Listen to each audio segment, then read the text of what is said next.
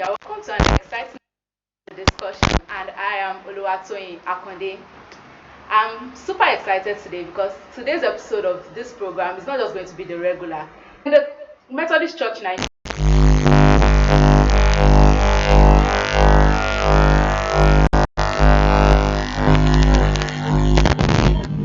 the Diocesan Fellowship, Diocese of Oyo, you're welcome to the program. And I have also with me Brother Kayode Ajala, the Diocesan Vice President of the Diocese of Ibadan. You're welcome, sir. Yeah, good afternoon, everyone.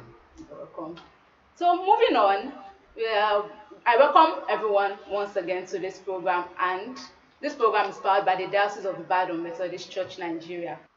Moving on to the questions I have for them today, I'll start with this. Can you tell us how you became a Methodist? Is it by birth or a friend invited you and you automatically became a member of the church? Well, I was born into Methodist Church Nigeria, Yeah. so I became a member by birth. Okay. What Yeah. about you? I'm also a member of Methodist Church Nigeria by then. Everyone's got it. What about Yes, you? by birth in Ilefe. Okay. Everyone with me today is a member of Methodist Church Nigeria by birth.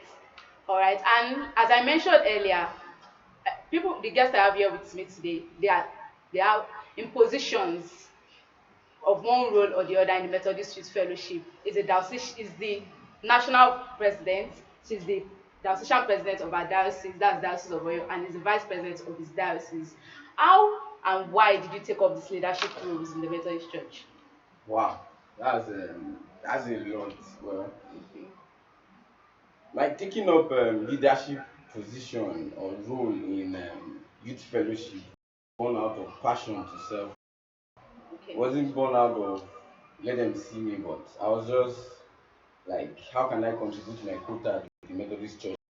So I think one of the ways I can contribute is by actively involving myself in activities that affects the youth. So I that's why I had to join. I made myself available. I think I started from being a PRO in my local church, I think around 2006 or so.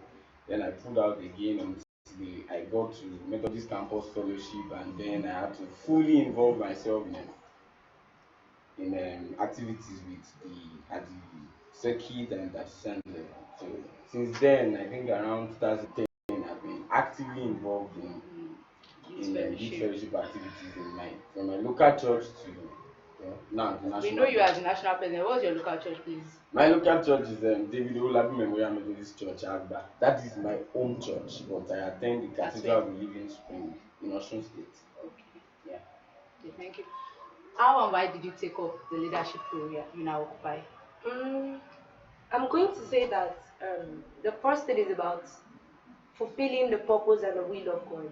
Okay. And number two, I am a youth and I should actually participate in what people of my age do. Enough, I didn't really think I should pick up a leadership position in order to be able to serve the Lord. I think you can serve the Lord in any capacity that you are willing to. So, as for me, it's not something I willingly need to do at first. But when I started off, I in Agbin Cathedral, the local church, as a media and publicity crew when we wanted to produce a magazine. So from there, the interest developed that I need to do more.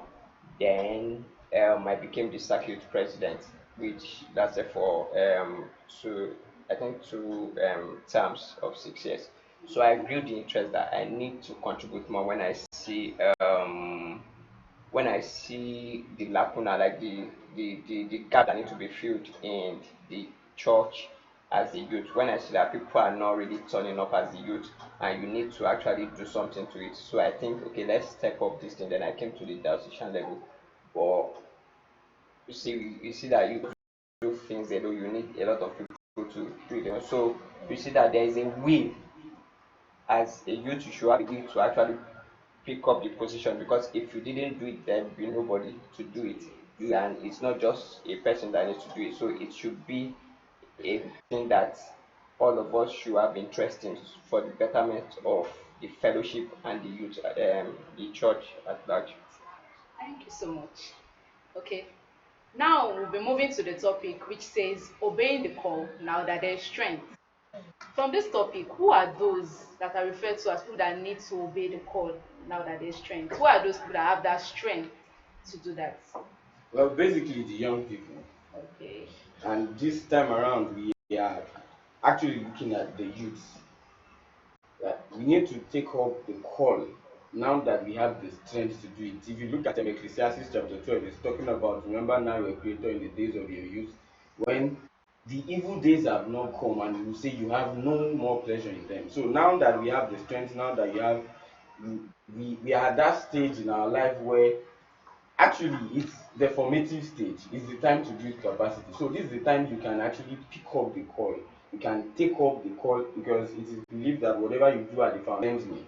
So if the church as a whole is looking at here I am send me, we should not look at here I am send me, but that we should be the action point by taking the call.